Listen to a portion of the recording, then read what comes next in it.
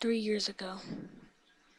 I had just returned home from a trip from Niagara Falls with my family for the 4th of July. We were all very exhausted after a long day of driving. So my husband and I put the kids right to bed and called it a night. At about 4 a.m., I woke up thinking my husband had gotten up to use the restroom. I used the moment to steal back the sheets, only to wake him in the process. I apologized and told him I thought he got out of bed. When he turned to face me, he gasped and pulled his feet up from the end of the bed so quickly that his knee almost knocked me out of the bed. He then grabbed me and said nothing. After adjusting to the dark for a half second, I was able to see what caused the strange reaction.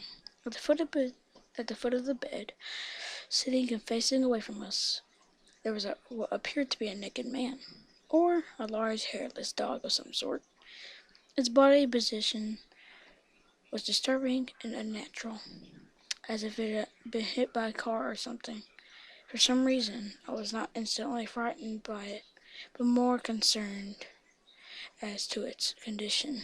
At this point, I was somewhat under the assumption that we were supposed to help him. My husband was peering over his arm and knee, tucked into the fetal position, occasionally glancing at me before returning to the creature.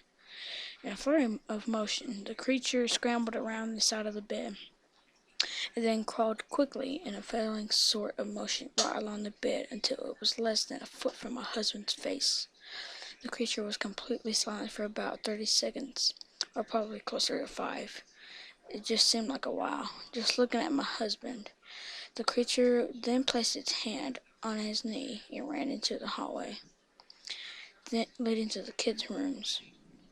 I screamed and ran for the light switch, planning to stop him before he hurt my children. When I got to the hallway, the light from the bedroom was enough to see it crouching and hunched over about 20 feet away. He turned around, looked directly at me, covered in blood. I flipped the switch on the wall and saw my daughter Clara. The creature ran down the stairs while my husband and I rushed to help our daughter. She was very badly injured and spoke only once more in her short life.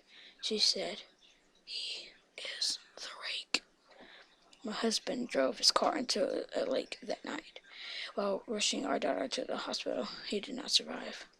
Being a small town, news got around pretty quickly.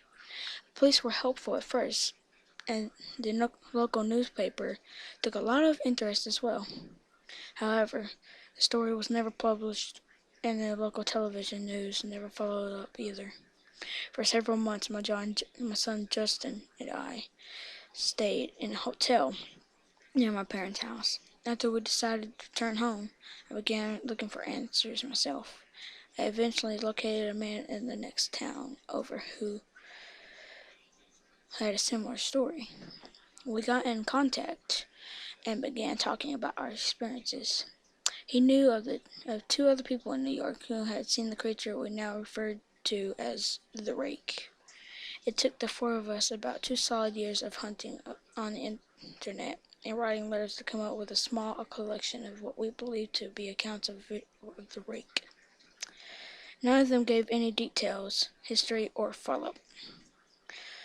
One journal had an entry involving the creature in its first 3 pages, and never mentioned it again. A ship's log explained nothing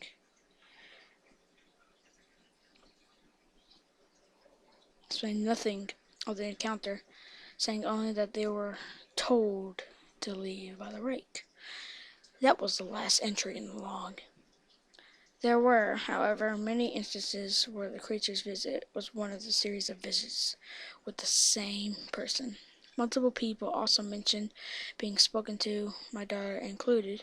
This led us to wonder if the rake had visited any of us before our last encounter. I set up a digital recorder near my bed and left it running all night, every night for 2 weeks. I would tediously scan through the sounds of me rolling around in my bed each day when I woke up. By the end of the 2nd week, I was quite used to the occasional sound of sleep while blurring through the recording at 8 times the normal speed. This still took almost an hour every day. On the first day of the third week, I thought I heard something different. What I found was a shrill voice. It was the rake. I can't listen to it long enough to even begin to transcribe it. I haven't let anyone listen to it yet. All I know is that I've heard it before. And now I believe that it spoke when it was sitting in front of my husband. I don't remember hearing anything at the time. But for some reason, the voice on the recorder immediately brings me back to that moment. The thoughts that must have gone through my daughter's head made me very upset. I have not seen the rake since he ruined my life, but now I know that he has been in my room while I slept. I know in fear that one night I'll wake up to see him staring at me.